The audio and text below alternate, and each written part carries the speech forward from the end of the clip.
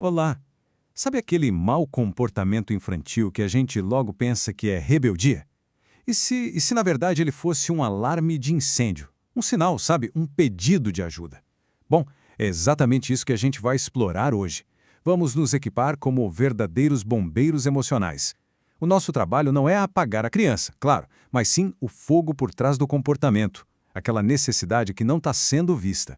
Então, o nosso caminho hoje está bem traçado, olha só. Primeiro, a gente vai entender que alarme de incêndio é esse. Depois, vamos ver por que combater fogo com mais fogo nunca dá certo. Aí, a gente entra no código do bombeiro emocional, pega a nossa caixa de ferramentas e, por fim, vê o resgate acontecendo na prática e o futuro que isso constrói. Ok, então, ouvimos o chamado. Primeira missão, decifrar esse sinal de emergência. O que será que aquele comportamento está querendo dizer de verdade? Pensa só, aquela criança que interrompe a aula o tempo todo, sabe? Ou a birra no supermercado, a teimosia para fazer uma tarefa. A nossa primeira reação é quase sempre de irritação, né? Mas e se essa não for a história toda? E se a gente estiver lendo o sinal de um jeito completamente errado? E é aqui que o jogo vira. Porque, no fundo, todo comportamento desafiador é uma forma de comunicação. É uma criança desencorajada tentando dizer alguma coisa que ela ainda não sabe colocar em palavras. Pensa assim, o alarme de incêndio não é o fogo, certo? Ele só avisa que o fogo existe. O comportamento é a mesma coisa. Ele não é o problema. Ele é o sinal de que uma necessidade mais profunda, de atenção, de ajuda, de pertencimento não está sendo atendida. Beleza, já entendemos o alarme. Agora, como é que a gente reage a ele? Porque, muitas vezes, sem nem perceber, a gente responde a um incêndio emocional jogando mais gasolina. Sabe, essa é uma pergunta que mexe com muita coisa que a gente aprendeu. Punição. Por que a longo prazo ela simplesmente não funciona? A gente fala de castigo, de sermão, do famoso cantinho do pensamento, e sim, na hora pode até ser que pare o comportamento. Mas e o custo disso? O que fica de verdade depois que a poeira abaixa? Pois é, a punição tem efeitos colaterais bem sérios. São chamados 4 R's da punição, olha só que perigo. O primeiro R é de ressentimento. A criança pensa, isso não é justo, não dá para confiar nos adultos. O segundo é de retaliação. Ah, eles me pegaram agora, mas depois eu dou o troco. O terceiro R é de rebeldia. Então vou fazer justamente o contrário, só para mostrar que ninguém manda em mim. E por último, o quarto R, o recuo. E esse é complicado porque pode ser tanto a criança que aprende a mentir, a dissimular, pensando da próxima vez não vou ser pego, ou o que é ainda pior, ela se retrai com a autoestima lá embaixo, pensando eu sou uma pessoa ruim.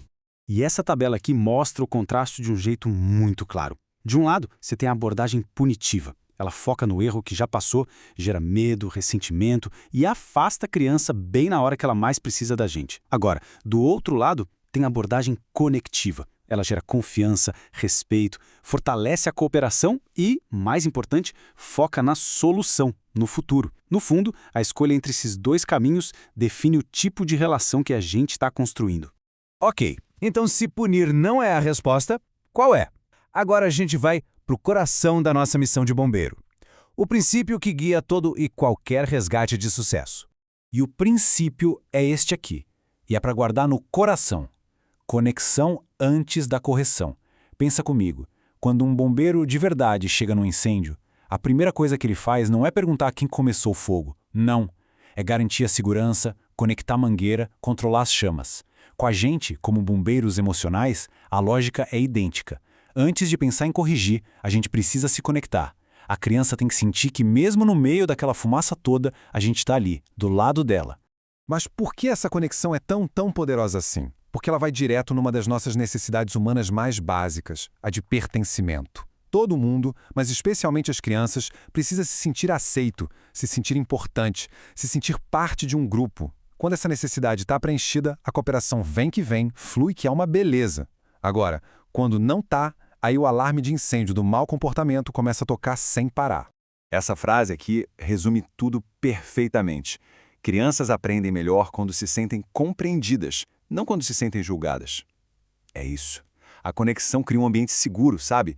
Um lugar onde errar faz parte do processo de aprender e não é um defeito de caráter. É nesse porto seguro que o aprendizado de verdade acontece. Quando a criança se sente compreendida, ela desarma. E aí sim ela está pronta para ouvir e aprender com a gente. Ok, a gente entendeu a filosofia, a teoria. Mas e na prática? No calor do momento, como é que a gente faz? Bom, chegou a hora de abrir a nossa caixa de ferramentas e pegar o equipamento principal de todo bombeiro emocional. E a nossa ferramenta número 1 é a comunicação não violenta, ou CNV. E calma, não precisa se assustar com o nome, tá? A ideia por trás é bem simples. É uma forma de se comunicar que cria ponte, que gera empatia, em vez de criar muro, de gerar conflito. É, no fim das contas, a linguagem da conexão. Ela também é conhecida por outros nomes, como comunicação compassiva ou linguagem da empatia, que talvez até expliquem melhor do que se trata, né? O foco é sempre esse, construir uma ponte mesmo no meio da confusão. Então vamos lá, o passo a passo, o nosso kit de resgate. São 4 componentes. Primeiro, observar sem julgar. Em vez de dizer você é muito bagunceiro, a gente diz o que vê. Eu estou vendo 2 meias no chão da sala. Simples assim. Segundo, identificar o sentimento. Como eu me sinto com isso? Eu me sinto um pouco incomodado. Terceiro, reconhecer a necessidade por trás desse sentimento, porque eu preciso de mais organização no nosso espaço. E por último, o 4º passo, fazer um pedido claro. Você poderia, por favor, colocar as meias no cesto? Mas olha, e essa é talvez a parte mais importante, o segredo da coisa toda. A CNV não é só sobre o que a gente fala. É, acima de tudo, sobre como a gente escuta. É usar essa mesma estrutura para tentar entender o que a outra pessoa está sentindo e precisando. É uma escuta que vai além das palavras, sabe? Tentando ouvir a necessidade que não está sendo dita, que é a verdadeira raiz do conflito.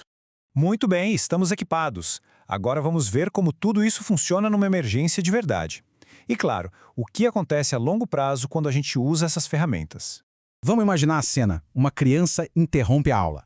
A reação padrão de combate seria algo como "Pare de me interromper agora!", direto e que gera mais conflito. Agora, a resposta do bombeiro emocional é outra história. Comece com a observação. Percebo que você está querendo muito falar algo. Isso já conecta. E aí vem a tentativa de entender. Você está se sentindo frustrado porque precisa de ajuda com a lição. Viu a diferença? Em vez de fechar uma porta, a gente abre uma janela para resolver o problema. E o mais legal é que adotar essa abordagem não serve só para apagar os pequenos incêndios do dia a dia. Não, ela constrói uma base, uma estrutura toda à prova de fogo para o futuro. A gente cria um ambiente de confiança, de respeito de verdade. E o mais importante, a gente ensina, pelo exemplo, habilidades de vida, de comunicação, de empatia, que vão ficar para sempre. E para a gente terminar, fica essa reflexão muito poderosa da Pam Leo. Vamos criar filhos que não precisarão se recuperar de suas infâncias. É forte, né? Porque cada vez que a gente escolhe se conectar em vez de punir, a gente não está só resolvendo um problema do momento. A gente está construindo uma infância segura, uma infância da qual não vai ser preciso se curar depois. A gente está, na prática, ensinando e vivendo a linguagem do respeito e do amor.